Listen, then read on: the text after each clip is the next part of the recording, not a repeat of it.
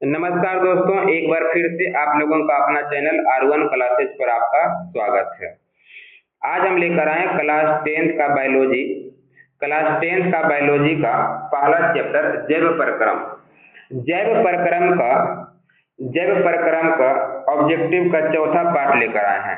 इससे पहले हम तीन पार्ट करवा चुके हैं और तीनों पार्ट में 25 क्वेश्चन करवाए हैं, यानी कि कुल मिलाकर 75 क्वेश्चन हुआ। इससे पहले हम करवा चुके हैं। तो जो भी विद्यार्थी पहले उस तीन पार्ट को नहीं देखे हैं, सबसे पहले जाकर उन तीन पार्ट को देखें, फिर चौथा पार्ट को आकर देखें। इसका लिंक जो है बुआ, इस तीनों पार्ट का जो लिंक है वो डिस्क्रिप्शन में मिल जाएगा। तो चलिए आज शुरू करते हैं बुआ क्वेश्चन नंबर 76 से। कितना से बुआ? क्वेश्चन नंबर 76 में है, रक्तचाप मापने का यंत्र क्या कहलाता है? रक्तचाप मापने का यंत्र क्या कहलाता है? थर्मामीटर, हृदय मापी, स्फिग्मोमैनोमीटर, स्टेथोस्कोप। तो रक्तचाप मापने वाला यंत्र क्या कहलाता है बुआ? स्फिग्मोमैनोमीटर। 76 का सी हो जाएगा। 76 का क्या हो जाएगा? सी। 76 का बुआ सी हो जाएगा। 77 नंबर, पौधों में जल और खनिज किस ऊतक द्वारा ऊपर पहुंचता है? पौधों में जल और खनिज किस ऊतक द्वारा ऊपर पहुंचता है? ये क्वेश्चन पहले भी आया था, सब जल्दी कमेंट कीजिए, इसका आंसर क्या हो जाएगा? पौधों में जल और खनिज किस ऊतक द्वारा ऊपर पहुंचता है? ये क्वेश्चन पहले आ चुका है, बिना ऑप्शन के भी आप आंसर बता सकते हैं। तो जल और खनिज को यानी किस ऊतक द्वारा ऊपर पहुंचाया जाता है बुआ? तो कौन पहुंचाता है बुआ? जाइलम। 77 का बी हो जाएगा।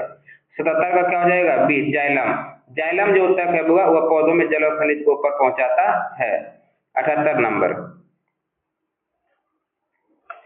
मनुष्य में यानी कि मनुष्य के मूत्र में प्रमुख नाइट्रोजन युक्त अपशिष्ट पदार्थ क्या है? मनुष्य के मूत्र में प्रमुख नाइट्रोजन युक्त अपशिष्ट पदार्थ क्या है? यानी कहने का मतलब हुआ कि मनुष्य के मूत्र में कौन सा अपशिष्ट पदार्थ पाया जाता है? वो तो यूरिया। क्या पाया जाता है वो? यूरिया। 78 का बी हो जाएगा। 78 का बी, यूरिया पाया जाता है।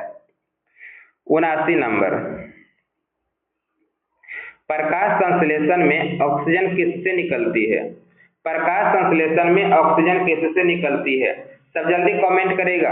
प्रकाश संश्लेषण में ऑक्सीजन किससे निकलती है? बहुत इजी क्वेश्चन है बुआ।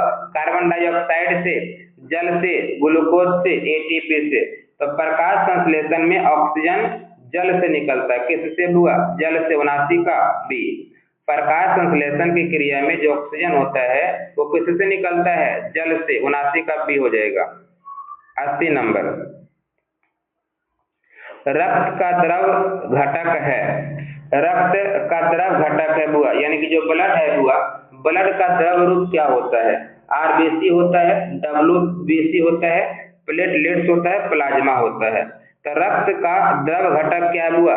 ब्लड का जो यानी कि द्रव घटक वो क्या होता है बुआ? प्लाज्मा। 80 का डी हो जाएगा। 80 का क्या हो जाएगा? डी। 81 नंबर, 81 नंबर है, पौधों में भोजन का संचयन किस रूप में होता है?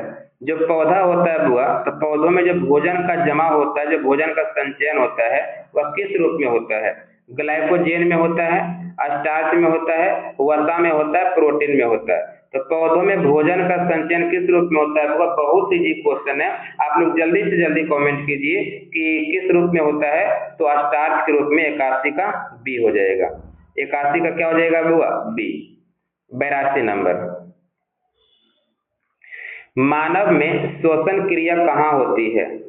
मानव में श्वसन क्रिया कहाँ होती है? केवल फेफड़ों में, कोशिका स्तर पर, हृदय में, रक्त में। सब जल्दी कमेंट करेगा। वो बहुत इजी क्वेश्चन है, बहुत हल्का क्वेश्चन है। मानव में श्वसन क्रिया कहाँ होती है? सब फास्ट कमेंट कीजिए बुआ। कहाँ होता है? फेफड़ों में होता है, स्तर पर, कोशिका स्तर पर होता है, हृदय में होता है, रक्त में होता है। कहाँ होता है बुआ? तो जल्दी कमेंट करेगा, फास्ट कमेंट करेगा बुआ।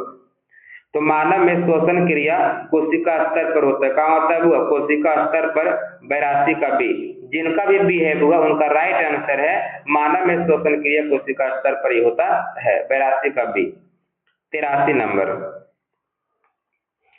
शोषण में ऊर्जा किस रूप में संग्रहित होती है?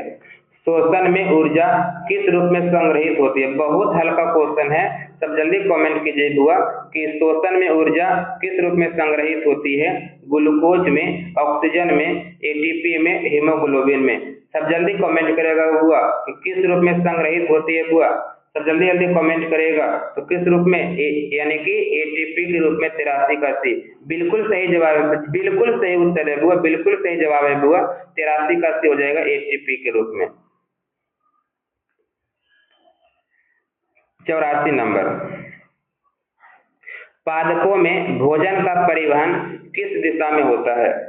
पादपों में भोजन का परिवहन किस दिशा में होता है?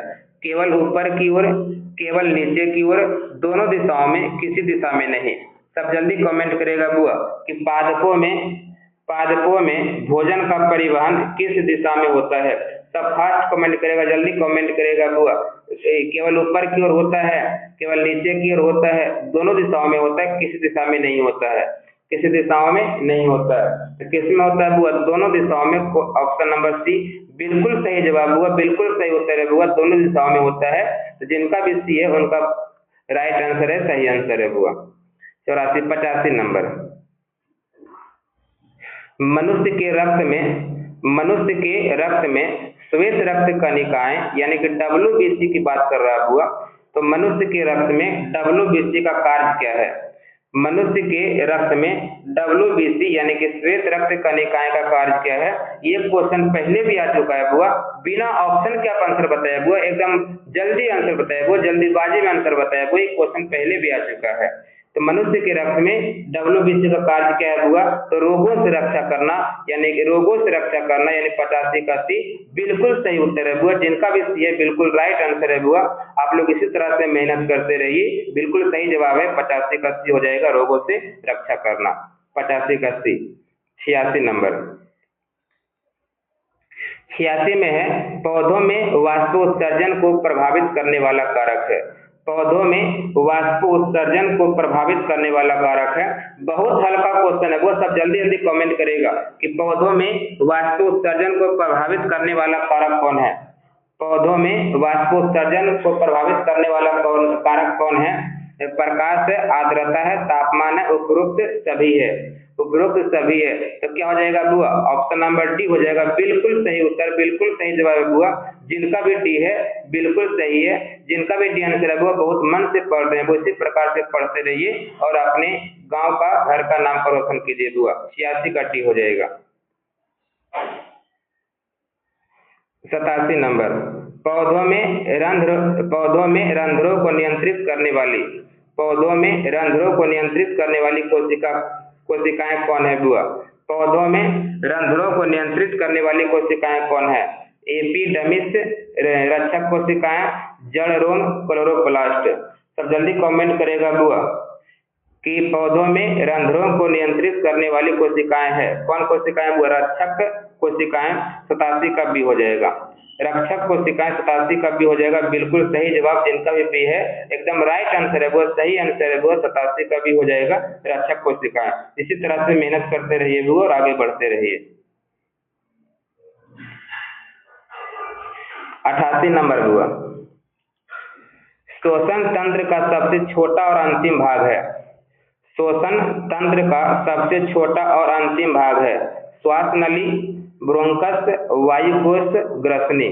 सब जल्दी कमेंट करेगा बुआ कि श्वसन तंत्र का सबसे छोटा और अंतिम भाग क्या है? श्वसन तंत्र का सबसे छोटा और अंतिम भाग क्या है? तो क्या है बुआ? वायुकोश। ऑप्शन नंबर सी बिल्कुल सही जवाब हुआ, बिल्कुल सही जवाब है, यानी कि सी नंबर हो जाएगा बुआ, वायुकोश, 88 का सी।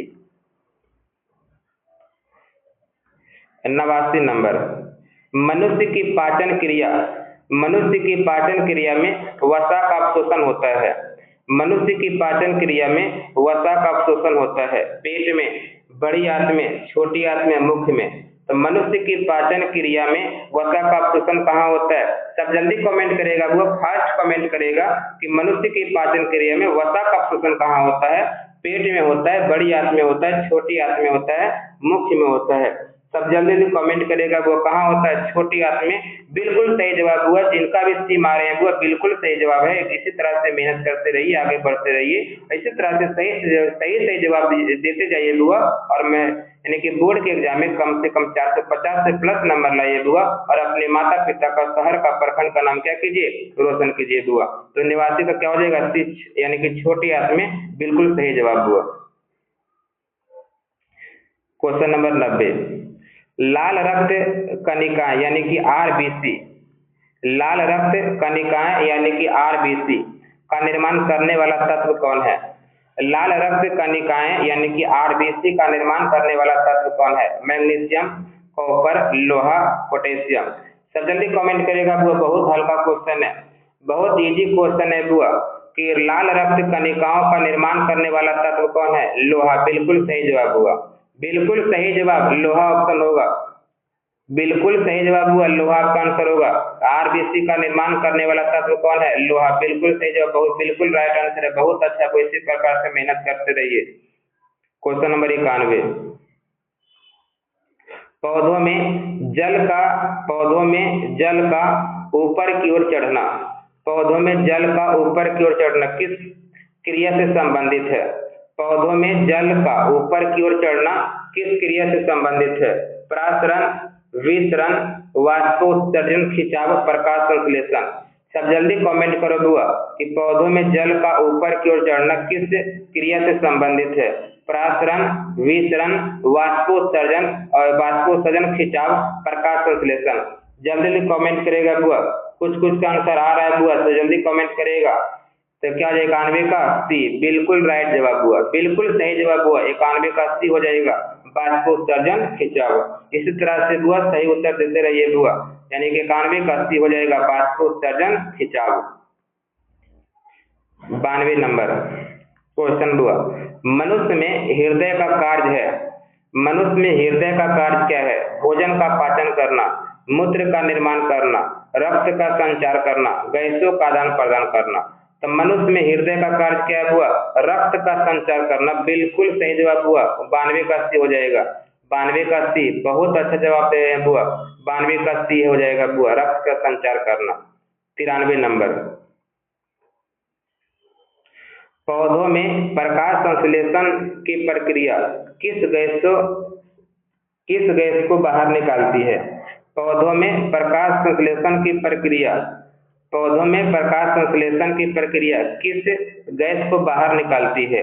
Carbon dioxide, nitrogen, oxygen, hydrogen. ये तो बहुत इजी क्वेश्चन है बुआ, बिना ऑप्शन के, यानी कहने का मतलब हुआ कि बिना ऑप्शन के आप आंसर बता सकते हैं बुआ, बिना ऑप्शन के आप आंसर बता सकते हैं कि पौधों में प्रकाश संश्लेषण की प्रक्रिया किस गैस को बाहर निकालती है? Carbon dioxide, nitrogen, oxygen, hydrogen. जल्दी कमेंट करेगा बुआ, किस गैस को बाहर निकालती है? तो ऑक्सीजन को। 93 का से बिल्कुल सही जवाब हुआ, बिल्कुल एकदम परफेक्ट जवाब आप लोग दे रहे हैं बुआ, एकदम इसी तरह से पढ़ते रहिए बुआ। 93 का सी, ऑक्सीजन, बिल्कुल सही जवाब हुआ, 93 का सी हो जाएगा। 94 नंबर, मलेरिया किसके कारण होता है? मलेरिया किसके कारण होता है? जीवाणु के कारण, विषाणु के कारण, प्लाज्मोडियम के या कवक के कारण? जल्दी से जवाब देगा बुआ कि मलेरिया किसके कारण होता है? मलेरिया किसके कारण होता है? जीवाणु के कारण, विषाणु के कारण, प्लाज्मोडियम के कारण, कवक के कारण। बिल्कुल सही जवाब हुआ, मलेरिया जो होता है वह प्लाज्मोडियम के कारण होता है। 94 का सी हो जाएगा, 94 का सी, प्लाज्मोडियम के कारण होता है, वो प्लाज्मोडियम के कारण होता है वो। 94 का सी बिल्कुल सही जवाब हुआ। अगला क्वेश्चन देखते हैं, 95 नंबर। 95 नंबर क्वेश्चन क्या हुआ? हृदय की धड़कन सुनने का यंत्र है, हृदय की धड़कन सुनने का यंत्र है बुआ। तो हृदय की धड़कन सुनने का यंत्र है थर्मामीटर, स्टेथोस्कोप, स्फेगोमैनोमीटर, बैरोमीटर। सब जल्दी कमेंट करेगा बुआ, हृदय की धड़कन सुनने का यंत्र है, हृदय की धड़कन सुनने का यंत्र क्या हुआ? Thermometer, stethoscope, sphygmomanometer, barometer. जल्दी से कमेंट करेगा बुआ, तो स्टेथोस्कोप। 95 का बी हो जाएगा, 95 का क्या हो जाएगा बुआ? बी, स्टेथोस्कोप हो जाएगा। 95 का बुआ बी, स्टेथोस्कोप हो जाएगा। रहिए बुआ। क्वेश्चन नंबर 96, रक्त में सबसे अधिक संख्या में पाई जाने वाली कोशिका क्या है? यानी कि रक्त में सबसे अधिक संख्या में पाई जाने वाली कोशिका कौन है बुआ? लाल रक्त कणिका, श्वेत रक्त कणिका, प्लेटलेट्स, लसिका। सब जल्दी कमेंट करेगा बुआ, फर्स्ट कमेंट करेगा। बहुत इजी क्वेश्चन, एक क्वेश्चन पहले आ चुका है बुआ। सब जल्दी कमेंट करेगा। सबसे अधिक संख्या में पाई जाने वाली कोशिका कौन है रक्त में?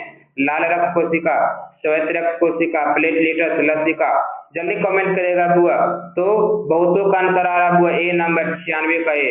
बिल्कुल सही जवाब बुआ, बिल्कुल सही उत्तर बुआ, 96 का ए हो जाएगा बुआ। रक्त में सबसे अधिक संख्या में पाई जाने वाली कोशिका लाल रक्त कणिका है बुआ, 96 का ए, यानी कि RBC। बिल्कुल सही उत्तर बुआ, इसी प्रकार से सही उत्तर दीजिए बुआ। क्वेश्चन नंबर 97 बुआ, गुर्दे की क्रियात्मक इकाई क्या है? गुर्दे की क्रियात्मक इकाई क्या है? ये क्वेश्चन बहुत इजी क्वेश्चन है बुआ, पहले भी ये क्वेश्चन एक बार आ चुका है बुआ। गुर्दे की क्रियात्मक इकाई बुआ क्या है बुआ? बिना ऑप्शन के आप आंसर बता सकते हैं। गुर्दे की क्रियात्मक इकाई क्या है? तो जल्दी कमेंट करेगा बुआ। बिल्कुल सही जवाब बुआ, नेफ्रॉन हो जाएगा बुआ, 97 का बी। सबका सही उत्तर आ रहा बुआ, 97 का बी। बिल्कुल सही उत्तर है बुआ, 97 का बी हो जाएगा नेफ्रॉन। 98 नंबर क्वेश्चन है बुआ कि पौधों में प्रकाश संश्लेषण के लिए आवश्यक गैस है। पौधों में प्रकाश संश्लेषण के लिए आवश्यक गैस है, कौन सा आवश्यक गैस है बुआ? Oxygen, carbon dioxide, nitrogen, helium. सब जल्दी कमेंट करेगा बुआ, सब फास्ट कमेंट करेगा। बहुत हल्का क्वेश्चन है, बहुत इजी क्वेश्चन है बुआ कि पौधों में प्रकाश संश्लेषण क्रिया के लिए क्या आवश्यक है, कौन सी गैस आवश्यक है बुआ? Oxygen, carbon dioxide, nitrogen, helium. सबका कुछ आंसर आ रहा है बुआ। बी नंबर बिल्कुल सही जवाब, बिल्कुल सही उत्तर बुआ, यानी कि 98 का बी हो जाएगा कार्बन डाइऑक्साइड। पौधों में प्रकाश संश्लेषण के लिए बुआ कार्बन डाइऑक्साइड अति आवश्यक है बुआ, 98 का बी हो जाएगा बिल्कुल सही उत्तर बुआ। 99 नंबर क्वेश्चन, श्वसन तंत्र का मुख्य अंग है। श्वसन तंत्र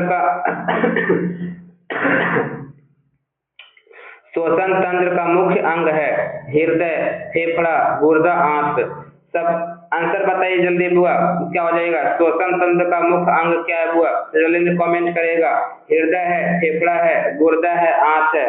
फेफड़ा, बिल्कुल सही जवाब बुआ, बिल्कुल सही जवाब, 99 का बी हो जाएगा। सबका आंसर राइट है बुआ, 99 का बी बिल्कुल सही उत्तर है बुआ। इसी प्रकार से मेहनत करते रहिए बुआ, मन से पढ़ते रहिए बुआ, और अपने जिला, गांव, नाम, प्रखंड का नाम रोशन कीजिए बुआ। चलिए अगला क्वेश्चन नंबर 100 में बुआ कि मनुष्य के शरीर से नाइट्रोजन युक्त अपशिष्ट किस रूप में बाहर निकलता है? मनुष्य के शरीर से नाइट्रोजन युक्त अपशिष्ट किस रूप से बाहर निकलता है?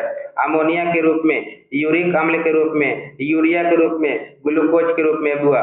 तो जल्दी कमेंट करेगा कि मनुष्य के शरीर से नाइट्रोजन युक्त अपशिष्ट किस रूप में बाहर निकलता है। तो कुछ का आंसर आ रहा है बुआ, कुछ बच्चे बिल्कुल सही उत्तर दे रहे हैं बुआ। 100 का 80 हो जाएगा, यूरिया हो जाएगा बुआ, यानी कि यूरिया, यानी कि ऑप्शन नंबर कितना हो जाएगा बुआ? 80। बिल्कुल सही उत्तर है बुआ। इसी प्रकार से मेहनत कीजिए बुआ, इसी प्रकार से सही आंसर जवाब देते रहिए बुआ। और ये ठान लीजिए बुआ कि यानी कि बिहार के बोर्ड एग्जाम में 10वीं क्लास में 2026 एग्जाम में 450 से प्लस नंबर लाना है बुआ। वही सोच के, वही विचार के मेहनत करते रहिए बुआ। बिल्कुल सही जवाब बुआ, इसी प्रकार से मेहनत करते रहिए। तो आज ये पूरा आपका हो गया बुआ 100 क्वेश्चन। एक बात और है बुआ कि जिस आपका 25 क्वेश्चन करवाए हैं बुआ, 25 क्वेश्चन में आपका कितना सही होता है बुआ, ये आप कमेंट में जरूर बताइए। 25 क्वेश्चन में से आपका कितना क्वेश्चन सही होता है बुआ, ये आप कमेंट में जरूर बताइए। और इसी प्रकार से प्रतिदिन लाइव में जुड़िए और आंसर बताने का प्रयास कीजिए और मेहनत करते रहिए। तो चलिए आज के लिए इतना ही। जय हिंद, जय भारत।